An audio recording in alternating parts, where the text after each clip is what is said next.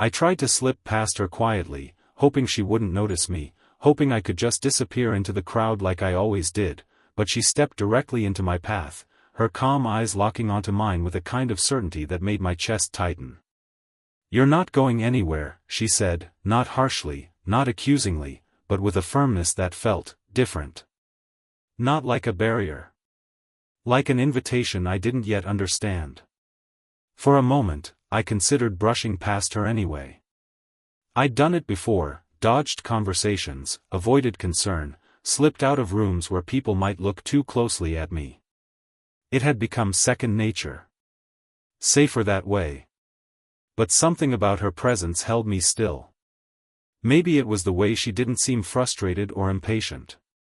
Maybe it was the fact that she wasn't trying to corner me, just standing there as if she genuinely believed I deserved to be seen.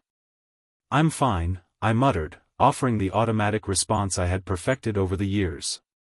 Her lips curved into a small, knowing smile. That's usually what people say when they're anything but. Her name was Eleanor Hayes. I knew that much. She had joined the community center a few weeks earlier, volunteering in places where most people lost interest after a day or two. She remembered names, asked thoughtful questions, and somehow made even the most guarded people feel like they mattered. Which was exactly why I had been avoiding her. "I've got somewhere to be," I said, shifting my weight, trying to sidestep her. She didn't move. "I'm not stopping you from living your life, Oliver," she said gently. "I just think you've been running from it for a while now."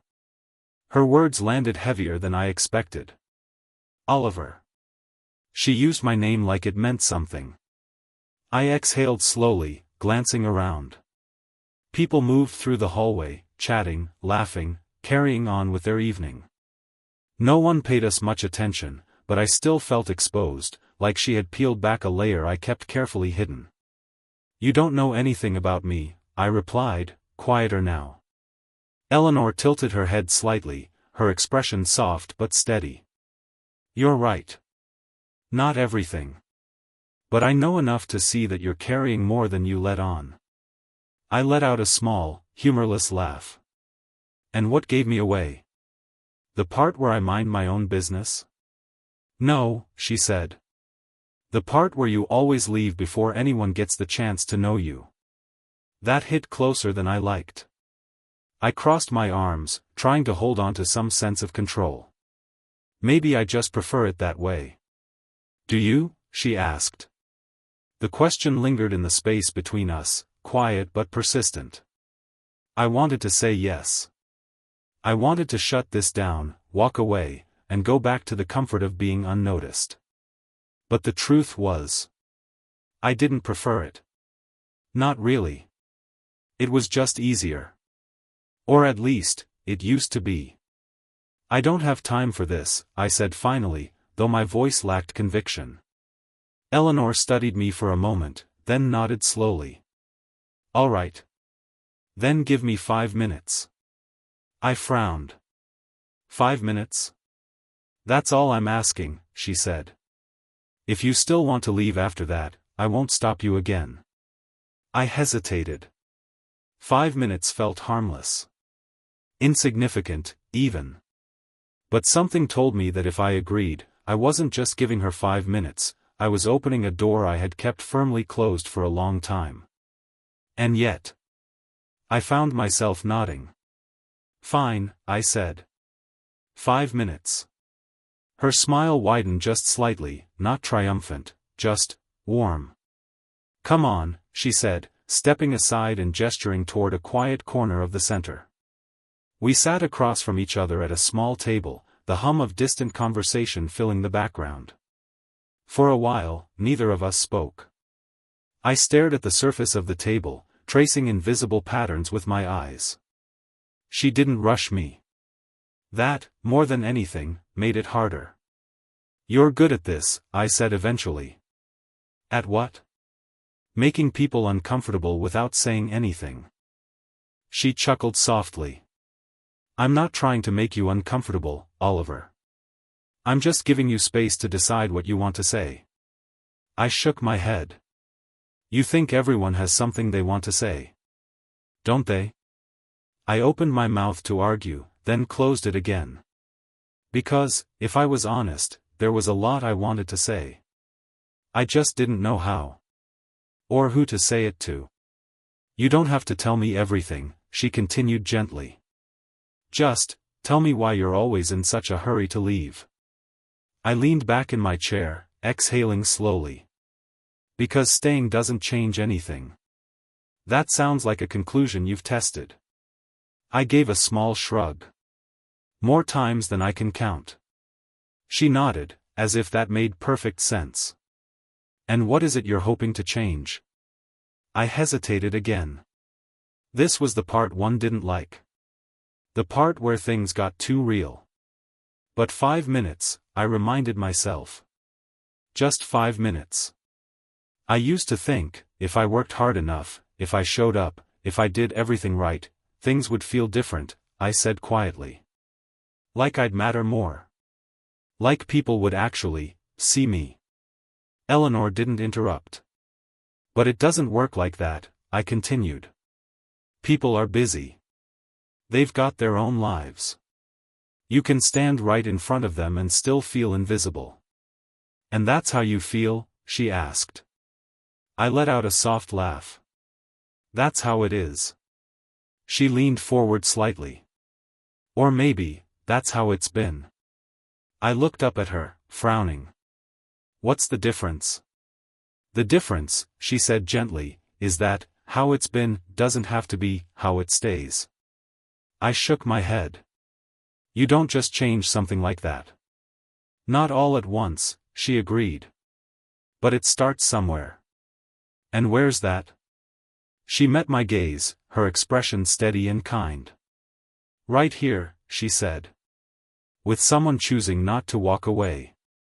Something in my chest shifted. It was subtle, almost unnoticeable, but it was there. I don't need saving, I said, more out of habit than conviction. I know, she replied.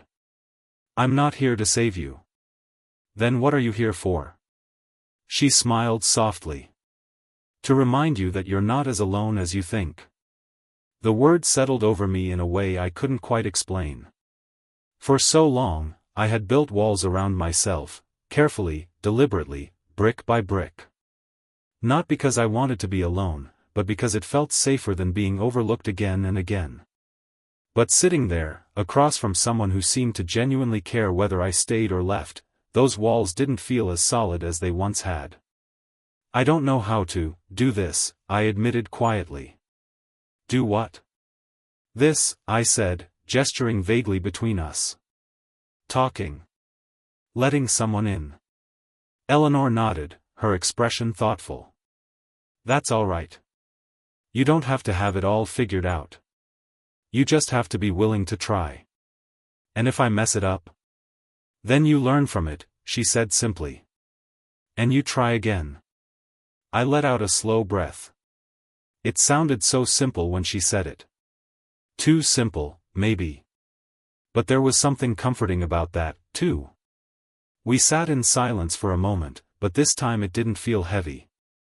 It felt calm. I used to think, I said after a while, that if someone really cared, they'd notice. They'd come looking for me. Eleanor smiled gently. And now? I glanced at her, then away again. Now I think, maybe they did. And I just didn't give them the chance. She didn't say anything right away. She just let the words exist. And somehow, that made them easier to accept. 5 minutes are up, I said eventually, though I made no move to stand. She nodded. They are. Neither of us moved. I looked around the room again, the same people, the same place, but it didn't feel quite the same anymore. Are you still planning to leave? She asked softly. I thought about it. About the familiar comfort of slipping away, of staying unseen, of not risking disappointment. And then I thought about this moment, about someone standing in my way not to block me, but to remind me that I had a choice. No, I said finally. I think I'll stay a bit longer. Her smile returned, warm and genuine. I'm glad, she said. And for the first time in a long while, I realized something important. Sometimes, the people who stand in your way aren't there to stop you. They're there to show you that you're worth stopping for. That you're worth noticing. That you're worth staying for. And sometimes, all it takes is one person, one moment, to remind you that you were never meant to walk through life unseen. As the evening went on, I didn't rush to the exit.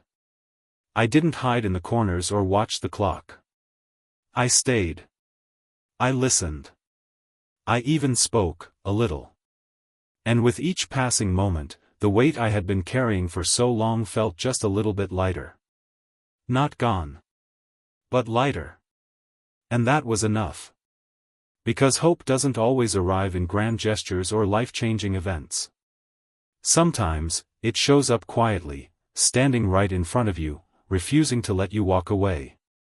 And when you choose to stay, even just for a little while, you might discover that the life you've been avoiding is actually the one waiting to welcome you in.